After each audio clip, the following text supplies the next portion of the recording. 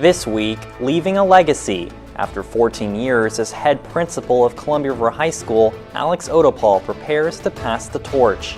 He'll join me in studio for an exclusive interview just weeks after announcing he's stepping down from his role. It's been the opportunity of a lifetime. Reflecting on his leadership as River enters a new wave of administration. What he says are our school's biggest obstacles and what's still ahead. The challenge for the next couple of years will be, what are you doing to be part of the life of what's positive at the school? Our conversation on the impact of district budget cuts. We didn't have a long runway to brace for that. And the importance of opportunity in the classroom. This is an exciting time for us to really kind of zero in on the identity of the International Baccalaureate in our community. As River's IB program faces increasing threats and students say support is stretched thin with recent staffing reductions, his take on the state of public education more broadly and why, even after a decade in the principal's office, he still believes in the power of opportunity.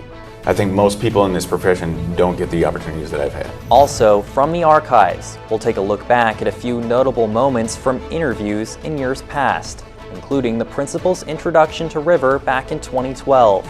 Trying to understand where we are and then help build a future for where we're going. What he told CR News about what guides him.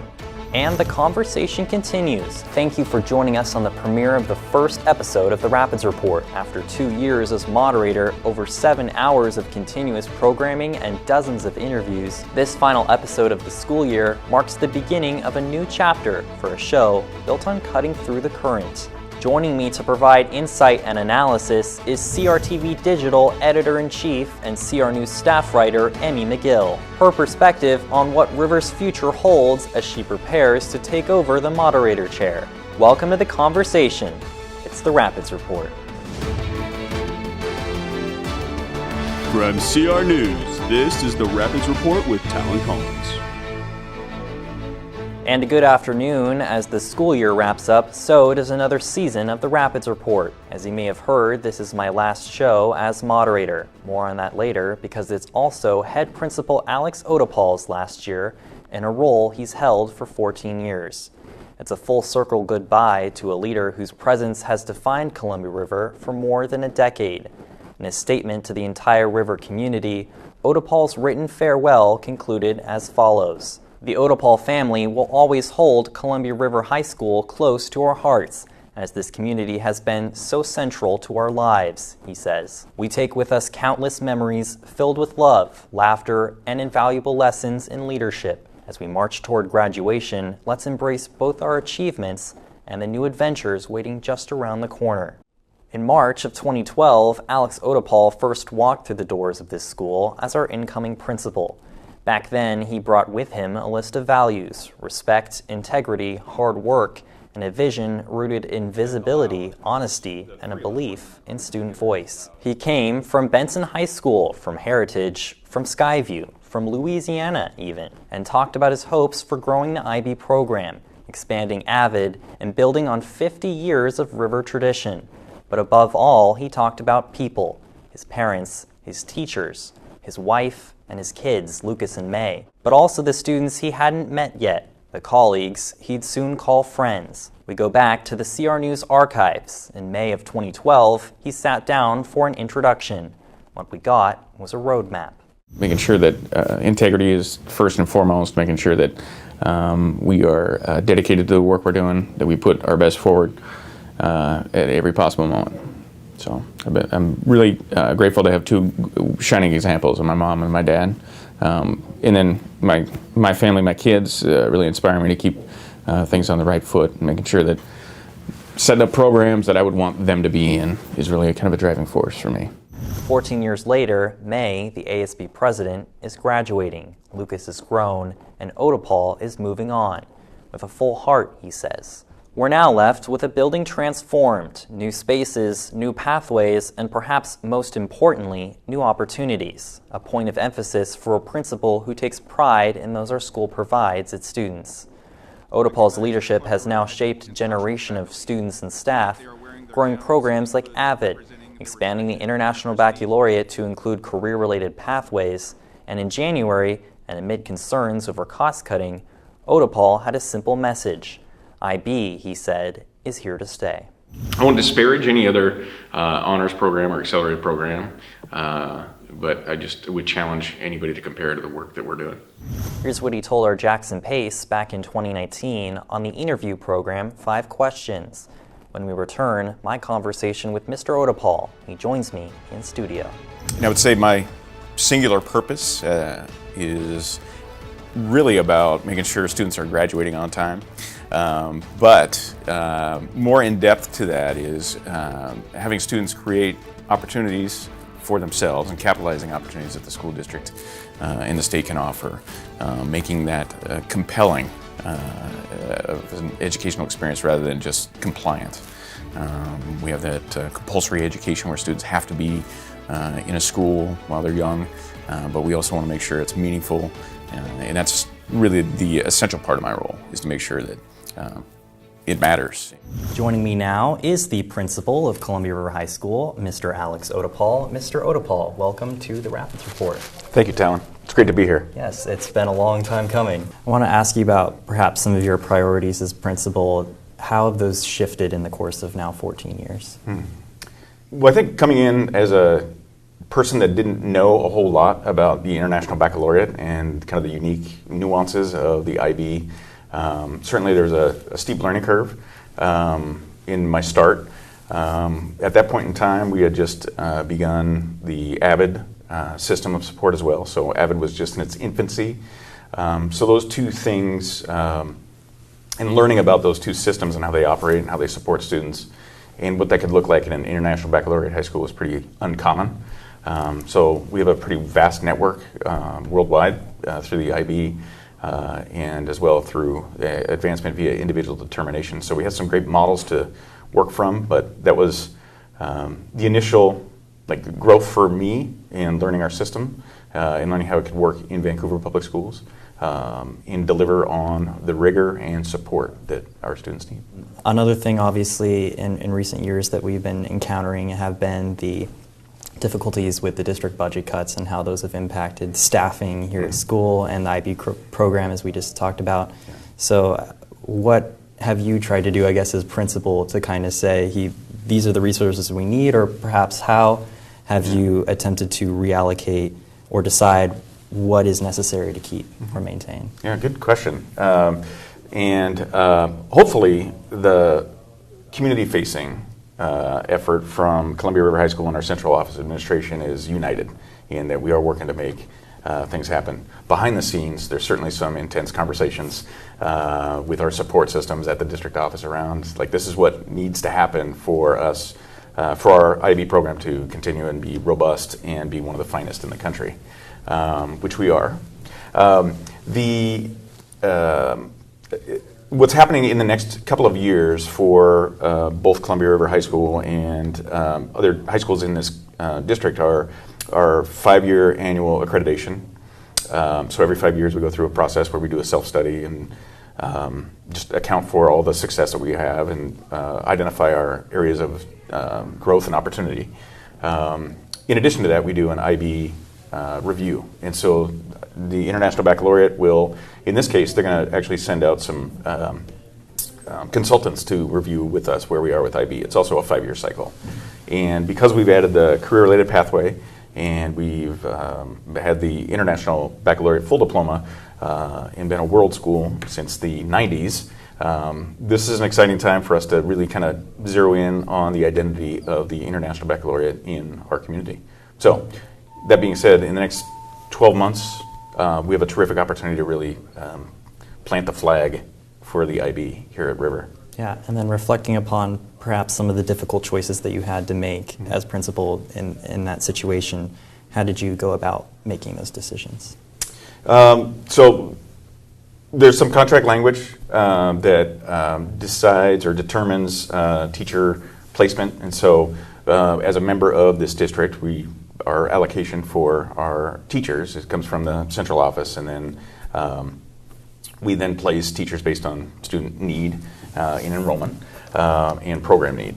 And so we've had some, like I said, heated or intense discussions around making sure that we have robust enrollment in courses to continue And that's always going to be the challenge. We need students to stay within, commit to the International Baccalaureate, which is why we have an 8th to 9th grade transition.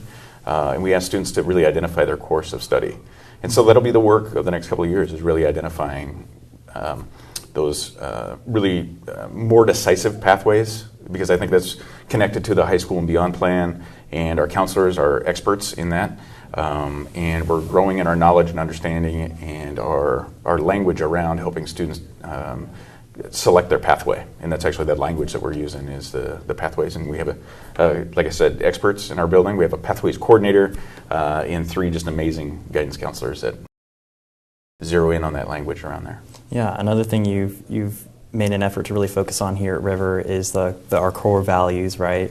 Respect, integrity, and whatnot. Mm-hmm. How well do you feel like those values are being represented in our community at this current moment? At the current moment, I think I will say that I'm really grateful for the effort in our building to really work on interrupting speech, interrupting hate speech, and interrupting language that's not appropriate for school.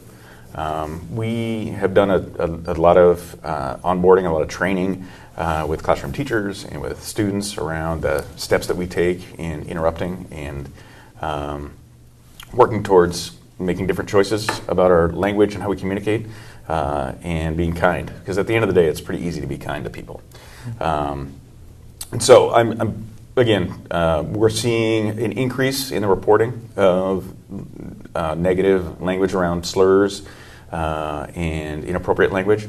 But that tells us also, with the increase of reporting, that means that more students are intervening, more staff are intervening. And so I'm pleased with the efforts and the strides that we're making in order to stamp that out. Because, again, going back to the respect, integrity, values, excellence, and responsibility, we have to take responsibility for our language and how we treat one another. Do you think that we currently are a very welcoming and supportive place in terms of diversity here within our student body? So we're making progress. There's always opportunities for growth. And one of the things that we've been working on, staff, and I've shared this with our staff as a leader, I'm always working on, is making sure that I'm aware of my blind spots and aware of what I'm not seeing or understanding or hearing. And so, as we said, going forward, like that is those stories that students experience and the stories that students have to tell will inform our leaders and will inform teachers on what we need to do differently down the road. Another thing that frequently students will bring up in conversations with us here at CR News is a general sense of not feeling like there's a sense of interconnectedness amongst students here at school, like we're not a united student body. I'm wondering what you think is perhaps the underlying causes behind that mentality. I guess my push and the challenge for the next couple of years will be, what are you doing to be part of the life of what's positive at the school, and what are you bringing out? Because I think there's opportunities. Yeah, be part of the solution yourself. Yeah, be part of the solution. Yeah. That's what. And sometimes you have to stand alone, and I think we have many opportunities to activate that student voice of, here's what we're experiencing. Last school year in the spring, this came from students wanting to do more opportunities for engagement. So we had not just a club and activity fair in the fall, but we also had one in the spring, which is another membership drive for clubs and activities. Those types of opportunities will always nip that in the bud, right? Is I'm feeling alone, I'm feeling like there's not a connection I can make at school. Well, let's look at all the opportunities that we have out there. You've also said in that interview that you wanted to be the kind of leader your parents inspired you to be. Mm-hmm. May started kindergarten when I think you were first here. Your other son, Lucas, mm-hmm. has already graduated. What has it kind of meant to be principal at a school where both of your kids have fully matured and attended this high school and are now moving on to the next chapter of their lives? Yeah. It's been the opportunity of a lifetime, and I think most people in this profession don't get the opportunities that I've had, and I'm truly grateful, forever grateful for that. Yeah, my dad, I was talking with him last weekend, and he told me he was proud of me. And so, like, that you never get tired of hearing that from your family. I don't. Where my children are now has been, in many respects, directly related to the experiences they had here at Columbia River High School. I think our school is in terrific shape, and we're graduating a terrific group of seniors, and there's no limit to what could happen with this school and with the seniors like yourself moving on. In the letter that you sent to our entire community about you leaving your position here, you said that you're unsure about what's next, but that you're excited. What does that next chapter look like for you, either personally or professionally? So I know I'll be working with students, and I know, and a colleague of mine says this, the principal's office is as far as away that I want to be from working with students. And so that I know. And I'm energized. I have at least 10 years left before I make an official retirement with the state of Washington. So I'll be working for a while, and I still am energized on a daily basis by the opportunity I have to work with young people and to work with staff and to make sure we're delivering on the promise of public education. What goals do you still have then for the rest of your career that you feel like you still want to accomplish? Yeah, I think to stay in the mix and to keep sharp with professional learning that I'm doing. I started working with young teachers in the graduate program at the University of Portland. So I've been working with a group of the future generations of educators is really the next kind of step for me. This will be your last commencement ceremony as principal here at River. What is going to be your message to the class of 2025 and also to all the future Rapids who are going to be walking through these halls?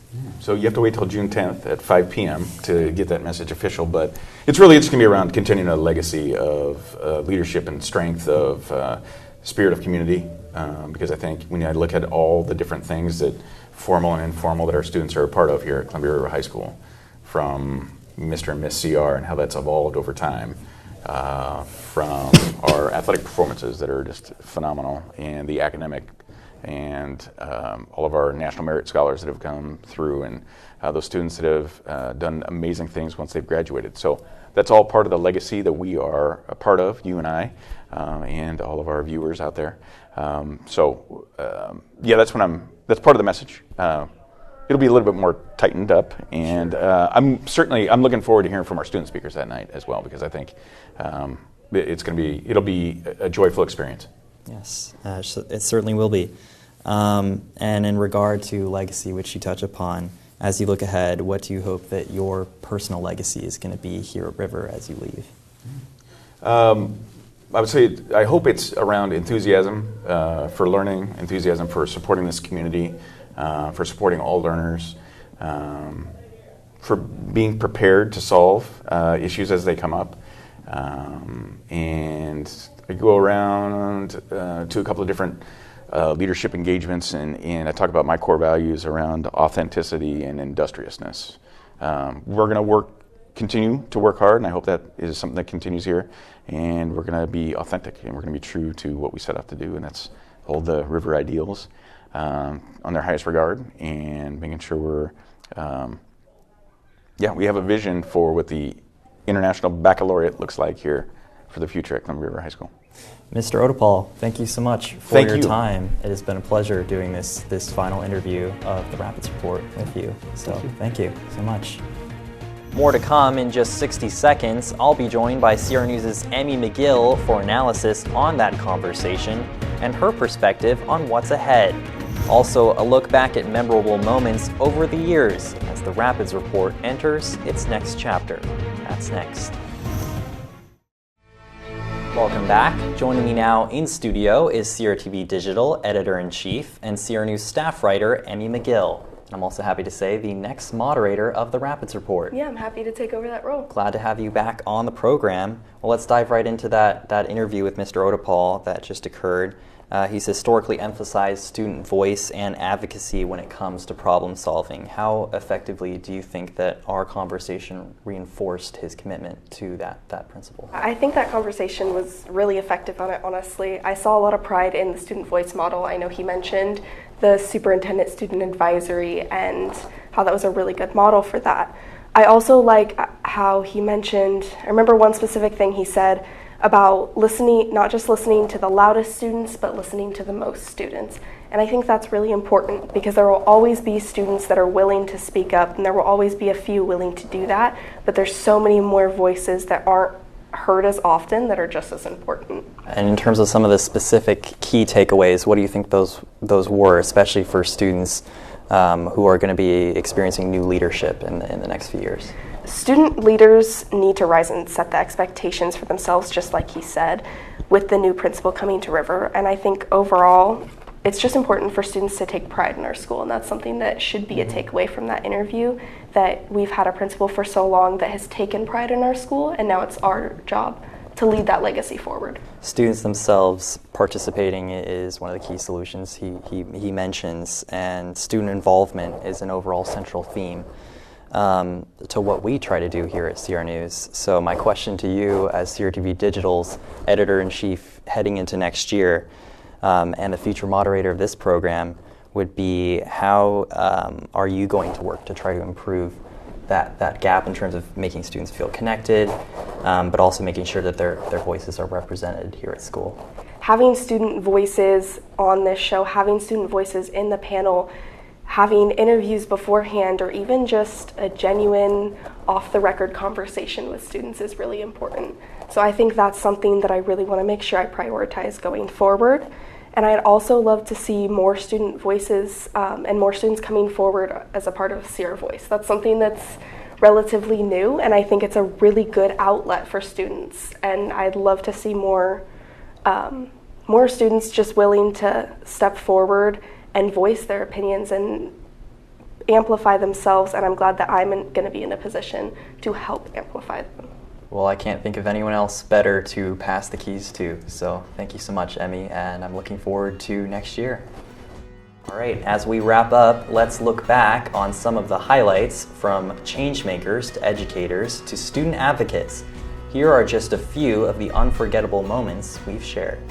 Thank you for joining us on the premiere of the first episode of the Rapids Report, a new program which will attempt to address the issues our school and the River community face. And after attending meetings with different affinity groups, we can see hate speech complaints rise. They never follow up, especially on student against student discrimination. It's so important for teachers to make their classrooms safe spaces because you can't trust a teacher that you don't feel safe with. The culture in ASB especially is that we don't have one. For a lot of women just in sports in general, there's not much media coverage. They're not really supported very well whenever they're playing. It's mainly all focused on men. Let's take on things that are challenging. If courage is moving forward with fear, like that's the thing, let's do it. Let's bring it into it. AI can do your homework. Now what? And the reality is students across this country are now using chatbots to assist them with their homework. Some students are really wildly against AI. Artificial intelligence is not going away. Artificial intelligence is far too useful for a struggling student not to use. I know a student who has used AI for every single essay or assignment he's turned in. So why in the world are we punishing struggling students even more? He has not had original work since he started doing the full IB program. I think that kids don't know how to just be people. People don't know how to just be alone with their thoughts. River also announced that they would be committing to a phone-free academic environment. So having a little bit louder classroom because kids are actually talking to each other and communicating with each other is definitely a sacrifice that I'm willing to make. Vandalism has caused bathrooms at River to become both unsanitary and at times even unsafe. Someone tried to set the 500 wing bathroom on fire. I would be very hesitant to call it disrespect. I think there are individuals who act very disrespectfully, to be clear. The laws that have been passed over these, couple years actually promote support over punishment. They don't feel a sense of belonging, or they don't feel like they have any stake in what this place is or will be. In recent weeks, the new administration has turned its efforts to the targeting of federal agencies, including the Department of Education, if this funding is cut, we're going to have tough decisions made at the district level. The Vancouver Public Schools Board of Directors approved of over $35 million in budget reductions. Our sports and arts programs here at River are still developing, and to just cut them off is heartbreaking. Anything that we can do, even if it's just simply wearing a red shirt, will just amplify the movement. Many students held painted signs, many of which read, "Fund Our Future." Also on the sidewalk, Superintendent Dr. Jeff Snell. I think if it impacted them individually, I would just apologize to them that it had that impact, right? I think we always need to own the outcomes of what we're trying to do. A big part of that is that families felt like they were told too late. I think it's not unlike lots of other conversations I've had around the district that people are invested in something and it's changed. What you need is teachers who love the act of teaching, love the content that they teach, and love the students. And if you can get a teacher that will do that, you're going to get good outcomes. And if we have to pay to get that, we sure ought to. From planning prom to leading a protest against district budget cuts, Otoupal has been a leading voice. You don't have to be on like equity teams in ASB or on like any of these boards to contribute. Roberts taught at Fort Vancouver High School, where he'd co-found the district's La Plaza program, offering students in the Spanish-speaking community courses in math and science in their first language. What do you think has been the impact of that program on Spanish-speaking families in our community? It was big, and I'm happy to say that the district still is running a program called The Plaza, and it's now for multilingual families. Andrew Hulavai, a Ukrainian refugee student as well as sophomore here at River, had 3 of his paintings displayed at the Art at the Cave Gallery's Politics exhibit here in downtown Vancouver. I showed him my oil paints and I gave him some canvas and I said, just paint. Мене натякнуло намалювати ці картини також ситуація з моєго життя, коли біля нашої хати у 300 метрах впала ракета. On Monday, the ballot box at Vancouver's Fisher's Landing Transit Center became the target of arson. Do you think that young people have a responsibility to be politically informed and active? I believe everyone's striving for productive conversations. Students from all regions coming together in an event designed to amplify youth voices in the legislative process. A lot of the students here are really excited about getting involved in the legislature. No matter how much money someone has, they still only have one vote. And really equalizing that is going to help make it a more representative democracy of everybody, not just the rich elite. Born and raised right here in Vancouver, Washington, Heck graduated from this high school, Columbia River, in 1970. In 2020, Heck ran for and was elected to the position of Lieutenant Governor of the state of Washington. I do hope that people will come to the conclusion that our democracy is worth fighting for.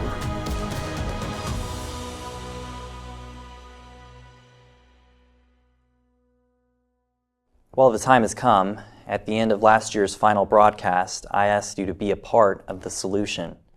I want to return to that idea now, but in a different way. It's easy to feel like the educational and political issues we cover, funding inequality, civic engagement, new technological challenges, are too big, that your voice doesn't matter in all the noise. It often seems like there's a lot of diagnosis, not a lot of doing. In that respect, it's a matter of what you choose to pay attention to. As a reporter, I've seen it firsthand, students, teachers, and leaders stepping up, speaking out, and getting involved. Protests in the wake of district-wide unrest, evocative art and expression, a statewide leadership conference, and efforts to clean up our campus may not yet yield immediate results, but that's only because change doesn't occur rapidly. It happens like a river carves a canyon, slowly, over time, by those who show up again and again. That's what this program has tried to do, to show up, to ask questions, and to care about the answers. If we've made you think, if we've made you feel something, if you care enough about an issue, then that change, that tidal wave of progress, is inevitable so long as you choose to show up as well. Thank you for being a part of this and for being a part of what comes next. I'm happy to say that my colleague and friend Emmy McGill will be here after summer break. It doesn't matter who sits in this chair. The conversation continues because here at CR News, the Rapids report.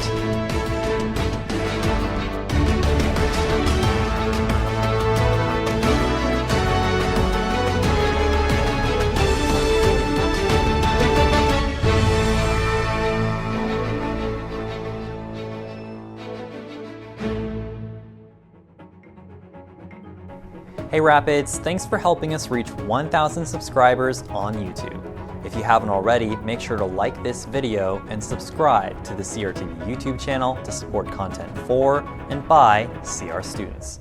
Thanks for watching.